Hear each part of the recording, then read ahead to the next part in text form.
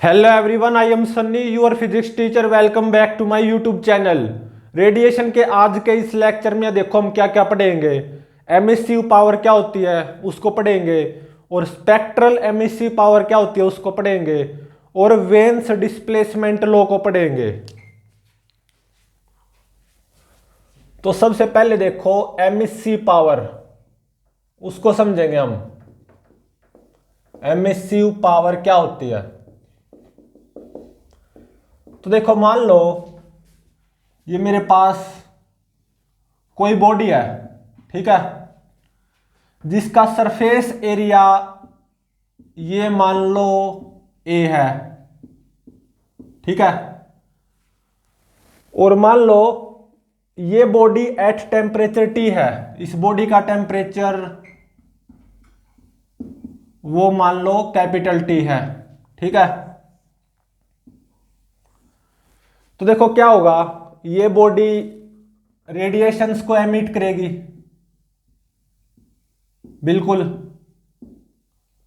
अपने खुद के टेम्परेचर के कारण, ठीक है। तो एक तरह से एनर्जी रेडिएट करेगी, रेडिएशंस को एमिट करेगी ना, ठीक है। और उन रेडिएशंस की वेवलेंथ 0 टू इनफाइनाइट होगी, वेवलेंथ रेंज।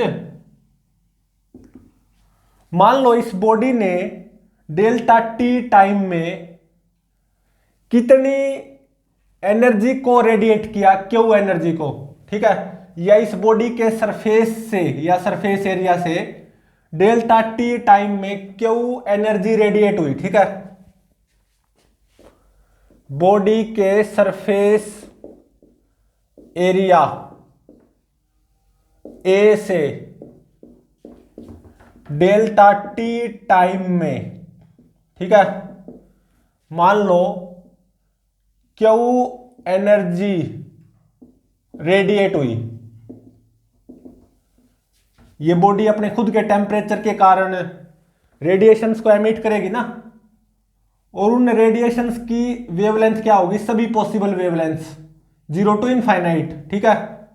सभी वेवलेंथ की रेडिएशंस एमिट होंगी इस बॉडी के सरफेस से, ठीक है।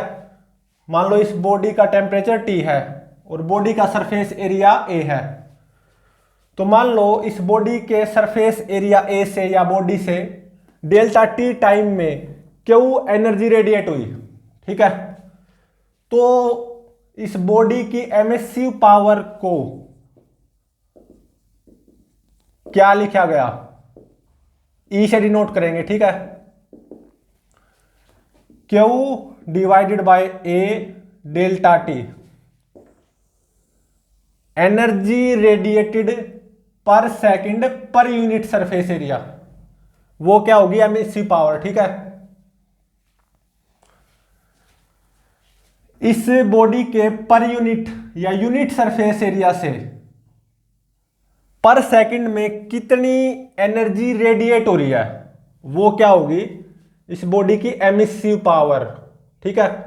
Energy radiated per second per unit surface area of the body, ठीक है। और ये भी हमें पता है इस बॉडी के सरफेस से या बॉडी से सभी पॉसिबल वेवलेंथ की रेडिएशंस एमिट होंगी, मतलब 0 टू इनफाइनाइट जितनी भी वेवलेंथ आएंगी यहां पे, ठीक है। वेवलेंथ रेंज है ये 0 टू इनफाइनाइट, तो सभी पॉसिबल वेवलेंथ की रेडिएशंस एमिट होंगी फ्रॉम दिस बॉडी, हमें पता है, ठीक है। और इस बॉडी के सरफेस एरिया ए से बोल दो या इस बॉडी से डेल्टा टी टाइम में क्यू एनर्जी रेडिएट हुई, ठीक है। तो energy radiated per second per unit surface area of the body, वो क्या हो जाएगी, emissive power of this body, ठीक है। तो अब देखो स्पेक्ट्रल एमिसिव पावर वो क्या होती है, एक नई टर्म आई स्पेक्ट्रल एमिसिव पावर, इसको ई लैम्बडा से डिनोट करेंगे हम। ये क्या होती है, तो देखो ये जो नई टर्म आई है स्पेक्ट्रल एमिसिव पावर, ये किसके कारण आई है नई टर्म, क्योंकि देखो ये जो बॉडी है ना, जो रेडिएशंस एमिट कर रही है, सभी पॉसिबल वेवलेंथ की रेडिएशंस एमिट कर रही है, 0 टू इनफाइनाइट वेवलेंथ की, मतलब सभी पॉसिबल वेवलेंथ्स की रेडिएशन को एमिट कर रही है, ठीक है। इसीलिए एक नई टर्म आई, स्पेक्ट्रल एमिसिव पावर। तो देखो, मान लो ये जो बॉडी है ना, डेल्टा टी टाइम में ये बॉडी लैम्बडा से लेके lambda plus D lambda wavelength की रेडिएशन एमिट करेगी, और कितनी एनर्जी रेडिएट करेगी, डी क्यू एनर्जी रेडिएट करेगी, ठीक है। मतलब इस बॉडी से डेल्टा टी टाइम में लैम्बडा से लेके lambda plus D lambda wavelength की जो रेडिएशन निकलेंगी ना, तो वो जो एनर्जी रेडिएट होगी वो वेरी स्मॉल होगी, डी क्यू। बॉडी से बोल दो या बॉडी के सरफेस एरिया ए से, बात वही है, ठीक है। बॉडी के सरफेस एरिया ए से डेल्टा टी टाइम में लैम्बडा से लेके lambda plus D lambda wavelength की कितनी अमाउंट ऑफ एनर्जी रेडिएट हुई, डी क्यू, वेरी स्मॉल, ठीक है। तो देखो, इस बॉडी से बोल दो या बॉडी के सरफेस एरिया ए से, बात तो एक ही है। इस बॉडी से डेल्टा टी टाइम में 0 से लेके इनफाइनाइट वेवलेंथ की कितनी एनर्जी रेडिएट होगी, ऑब्वियसली क्यों, तो इंटीग्रेशन डी क्यू कर देंगे हम, ठीक है। मतलब इस बॉडी से बोल दो या बॉडी के सरफेस एरिया ए से डेल्टा टी टाइम में 0 से लेके इनफाइनाइट वेवलेंथ की, मतलब जो ऑल पॉसिबल वेवलेंथ्स की जो रेडिएशंस एमिट होंगी, तो इस बॉडी के द्वारा डेल्टा टी टाइम में 0 से लेके इनफाइनाइट वेवलेंथ की कितनी एनर्जी रेडिएट हुई थी, क्यू, और वो क्यू कैसे आएगी, इसको इंटीग्रेट करना पड़ेगा, इंटीग्रेशन डी क्यू क्यू के बराबर आ जाएगा, ठीक है। तो अब देखो, स्पेक्ट्रल एमिसिव पावर ई लैम्बडा को कैसे डिफाइन किया गया, D Q divided by A delta T D lambda, ऐसे डिफाइन किया गया, ठीक है। और ये जो ई लैम्बडा है ना, ये फंक्शन ऑफ लैम्बडा आता है, लैम्बडा का फंक्शन, ठीक है। Energy radiated per second per unit surface area per unit wavelength, इसको बोला गया स्पेक्ट्रल एमिसिव पावर। और स्पेक्ट्रल एमिसिव पावर, ये जो नई टर्म है, ये अस्तित्व में क्यों आई, क्योंकि हमें पता है कि कोई भी जो बॉडी होती है वो खुद के टेम्परेचर के कारण जो रेडिएशन एमिट करती है, ऑल पॉसिबल वेवलेंथ्स की रेडिएशन एमिट करती है, मतलब 0 से लेके इनफाइनाइट वेवलेंथ की, मतलब सभी पॉसिबल वेवलेंथ्स की रेडिएशन को एमिट करती है ना। इसीलिए एक नई टर्म स्पेक्ट्रल एमिसिव पावर अस्तित्व में आई, ई लैम्बडा, ठीक है। इस बॉडी से या इस बॉडी के सरफेस एरिया ए से डेल्टा टी टाइम में लैम्बडा से लेके lambda plus D lambda wavelength की मान लो कितनी एनर्जी रेडिएट हुई, वेरी स्मॉल, डी क्यू। तो इस बॉडी के सरफेस एरिया ए से या बॉडी से डेल्टा टी टाइम में ही 0 से लेके इनफाइनाइट वेवलेंथ की, मतलब सभी पॉसिबल वेवलेंथ की कितनी एनर्जी रेडिएट होगी, integration D Q, Q Q ही तो होगी, ठीक है। यहां पे मैंने बोला था। और यहां पे स्पेक्ट्रल एमिसिव पावर को कैसे डिफाइन किया गया, ई लैम्बडा को D Q divided by A delta T D lambda, ठीक है। ये लैम्बडा का फंक्शन आएगा, spectral emissive power E lambda will be a function of lambda, और ये कुछ ऐसे आएगा, लैम्बडा का फंक्शन ठीक है, एट टेम्परेचर T। तो स्पेक्ट्रल एमिसिव पावर देख सकते हो लैम्बडा का फंक्शन है, ठीक है। तो अब देखो, मुझे तो क्या फाइंड आउट करना है, एमिसिव पावर, मतलब बॉडी से बोल दो या बॉडी के सरफेस एरिया ए से डेल्टा टी टाइम में 0 से लेकर इनफाइनाइट वेवलेंथ की कितनी एनर्जी रेडिएट हुई, क्यू एनर्जी रेडिएट हुई, ठीक है। तो एमिसिव पावर वो क्या होती है मेरे को पता है, Q divided by A delta T, मुझे तो ये फाइंड आउट करना है, ठीक है। एमिसिव पावर से मुझे मतलब है, हाँ वो यहीं से निकलेगी, एक नई टर्म से, स्पेक्ट्रल एमिसिव पावर से। तो ये जो नई टर्म है स्पेक्ट्रल एमिसिव पावर, उसको ऐसे डिफाइन किया गया, energy radiated per second per unit area per unit wavelength, ठीक है। तो देखो यहां से D Q divided by A delta T, ये कितना आ गया, ई लैम्बडा डी लैम्बडा, बिल्कुल सही बात है। अब मैं दोनों तरफ अगर इंटीग्रेट कर दूं तो क्या होगा, integration D Q divided by A delta T is equal to integration E lambda D lambda. E lambda integration से बाहर नहीं आएगा, क्योंकि देख सकते हो E lambda spectral emissive power lambda का फंक्शन है, ठीक है। तो देखो यहां से क्या आ गया, इंटीग्रेशन डी क्यू क्यू हो गया divided by A delta T, ये आ गया integration E lambda D lambda. और देखो integration E lambda D lambda, ये क्या होगा, obviously area under this curve, ठीक है। Integration E lambda D lambda Q by में ए डेल्टा टी के बराबर आएगा, क्यू बाय में ए डेल्टा टी, ये क्या है, emissive power of the body E, Q by में ए डेल्टा टी। और ये integration E lambda D lambda आया है, तो इसका मतलब ये जो एरिया अंडर द कर्व है ना, एरिया अंडर कर्व, ये आएगा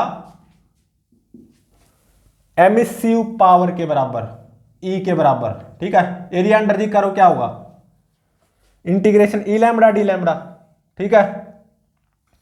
और लैम्बडा की लिमिट्स यहां पे कहां से कहां तक होंगी, 0 से लेकर इनफाइनाइट तक, क्योंकि ये जो मेरी बॉडी है सभी पॉसिबल वेवलेंथ्स की रेडिएशन को एमिट करेगी ना, 0 से लेकर इनफाइनाइट वेवलेंथ की। तो लैम्बडा कहां से कहां तक होगा, 0 से लेकर इनफाइनाइट तक।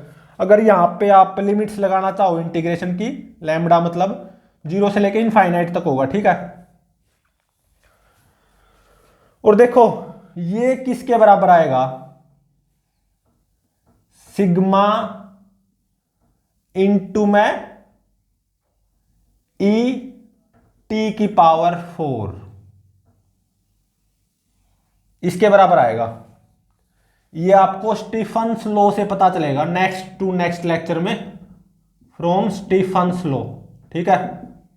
आपको पता चलेगा कि ये जो एमिसिव पावर होगी किसी बॉडी की, मान लो बॉडी एट टेम्परेचर टी है, तो वो क्या होगी, सिग्मा इंटू में ई इंटू में टी की पावर 4। टी क्या है यहाँ पे, absolute temperature of that body. E क्या है, एमिसिविटी ऑफ बॉडी, ये भी एक नई टर्म है, ये नेक्स्ट लेक्चर में पता चलेगा, ठीक है। एमिसिविटी ऑफ ए बॉडी जो कि 0 से 1 के बीच में होती है, ठीक है। और E1 मतलब एमिसिविटी ऑफ बॉडी मैक्सिमम किसके लिए होती है, परफेक्टली ब्लैक बॉडी के लिए, ठीक है। तो in case of perfectly black body obviously E lambda versus lambda graph तो कुछ ऐसा ही आएगा, लेकिन उस केस में integration E lambda D lambda मतलब एरिया अंडर दी कर्व, मतलब emissive power for black body या for perfectly black body emissive power, वो क्या आ जाएगी, ई को 1 पुट करना होगा बस। एमिसिविटी 1 किसके लिए होती है, परफेक्टली ब्लैक बॉडी के लिए। वैसे एमिसिविटी 0 से लेके 1 तक होती है, ठीक है। तो कोई भी जनरल बॉडी हो other than perfectly black body, तो ई क्या होगा, 0 से बड़ा होगा और 1 से कम होगा। अगर मेरी बॉडी परफेक्टली ब्लैक बॉडी हुई तो एमिसिविटी 1 के बराबर हो जाएगी, ठीक है। तो emissive power for black body या परफेक्टली ब्लैक बॉडी वो क्या हो जाएगा, ई को 1 पुट कर दो बस, सिग्मा इंटू में टी की पावर 4, ठीक है। और यहां पे सिग्मा क्या है, स्टीफंस कांस्टेंट, ठीक है। तो ये जो emissive power of body sigma into में ई की पावर ई इंटू में टी की पावर 4, ये स्टीफंस लॉ से आया है। नेक्स्ट टू नेक्स्ट लेक्चर में हम स्टीफंस लॉ को ही पढ़ेंगे, ठीक है।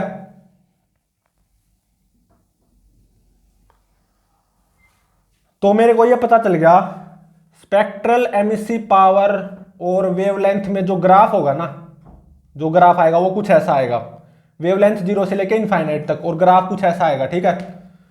तो जो ये एरिया अंडर दी करवा होगा ना, मतलब integration E lambda D lambda, ये एमिसिव पावर होगी बॉडी की, ठीक है। मतलब capital A Q divided by A delta T. और फ्रॉम स्टीफंस लॉ ये किसके बराबर होता है, सिग्मा इंटू में ई इंटू में टी के पावर 4, टी का absolute temperature of the body, E emissivity of the body, sigma Stefan's constant, ठीक है। तो अब देखो, अब हम अलग से परफेक्टली ब्लैक बॉडी के लिए पढ़ते हैं, ठीक है। फॉर परफेक्टली ब्लैक बॉडी, ठीक है।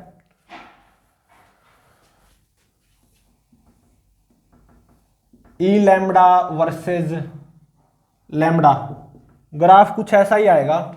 मान लो मेरे पास परफेक्टली ब्लैक बॉडी एक बार T1 टेम्परेचर पे हो, तो T1 टेम्परेचर के लिए ग्राफ कुछ ऐसा आया, ठीक है। और परफेक्टली ब्लैक बॉडी है ना, तो एमिसिविटी क्या होती है परफेक्टली ब्लैक बॉडी के लिए 1, ठीक है, ये भी ध्यान में रहे।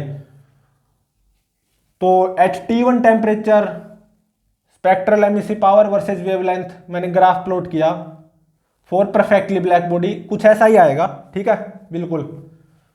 अब मैं क्या करूंगा, ब्लैक बॉडी का मतलब परफेक्टली ब्लैक बॉडी का टेम्परेचर बढ़ाऊंगा, ठीक है।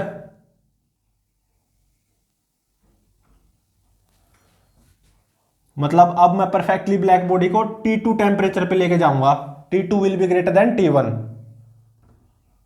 तो ग्राफ कुछ ऐसा आएगा, ठीक है। Spectral emissive power versus wavelength. अब मैं एक और एक्सपेरिमेंट करूंगा सेम परफेक्टली ब्लैक बॉडी के लिए। अब टेम्परेचर और बढ़ाऊंगा, उस परफेक्टली ब्लैक बॉडी को T3 टेम्परेचर पे ले जाऊंगा, ठीक है। तो यहां पे T3 T2 से ज्यादा है, T2 T1 से ज्यादा है, ठीक है। और देखो स्पेक्ट्रल एमिसिव पावर जब मैक्सिमम होगी ना, जब मेरी perfectly black body T1 temperature पे थी, इस कर्व के लिए देखो स्पेक्ट्रल एमिसिव पावर मेरी मैक्सिमम यहां पे है इस पूरे ग्राफ में। इसके कोरेस्पोंडिंग जो वेवलेंथ आएगी ना, वो मान लो आएगी λ1 मैक्सिमम, ठीक है। जहां पे स्पेक्ट्रल एमिसिव पावर मैक्सिमम होती है ना जिस वेवलेंथ पे, उस वेवलेंथ को मैं लैम्बडा मैक्सिमम से डिनोट कर रहा हूं। तो ये तो T1 टेम्परेचर पे थी मेरी परफेक्टली ब्लैक बॉडी, तो इसको मैंने λ1 मैक्सिमम से डिनोट कर दिया।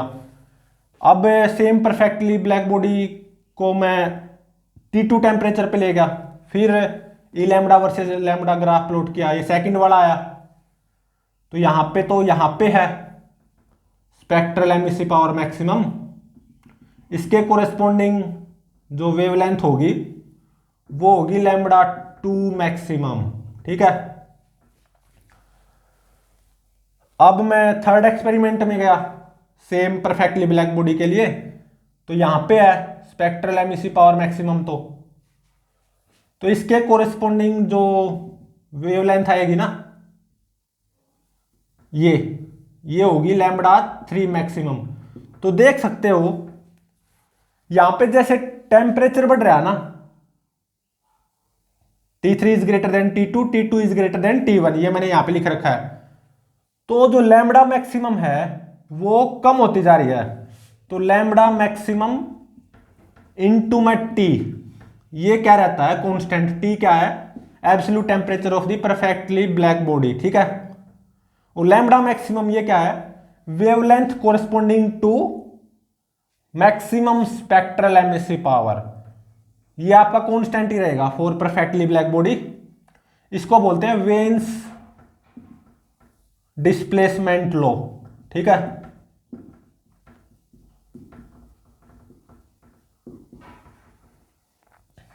तो अब देखो इसका मतलब है from veins displacement law lambda 1 maximum into में T1, ये किसके बराबर होगा, लैम्बडा 2 मैक्सिमम इनटू में T2 equal to lambda 3 maximum into में T3, ठीक है, equal to lambda 3 maximum into में T3, ठीक है। तो for perfectly black body lambda maximum into में टी, ये क्या रहेगा कांस्टेंट, ठीक है। और देखो यहां पे जो एमिसिव पावर आएगी ना for perfectly black body, emissive power for perfectly black body, वो ब्लैक बॉडी के एब्सोल्यूट टेम्परेचर की फोर्थ पावर के डायरेक्टली प्रोपोर्शनल होगी। तो कांस्टेंट ऑफ प्रोपोर्शनलिटी ये सिग्मा हो जाएगा, स्टीफन्स कांस्टेंट। तो ये क्या होगी, directly proportional to fourth power of absolute temperature of perfectly black body. तो ये आपको स्टीफन्स लॉ से पता चलेगा, जब आप इस प्रोपोर्शनलिटी साइन को हटाओगे तो कांस्टेंट ऑफ प्रोपोर्शनलिटी तो लगाना होगा, वो क्या होगा सिग्मा, स्टीफन्स कांस्टेंट, ठीक है। तो ये आपको पूरा नेक्स्ट टू नेक्स्ट लेक्चर में पता चलेगा फ्रॉम स्टीफन्स लॉ, ठीक है। तो जब मेरी ये perfectly black body T1 temperature पे थी तो जो एमिसिव पावर आएगी परफेक्टली ब्लैक बॉडी की वो क्या हो जाएगी, सिग्मा इंटू में T1 की power 4, area under this curve ही आएगी।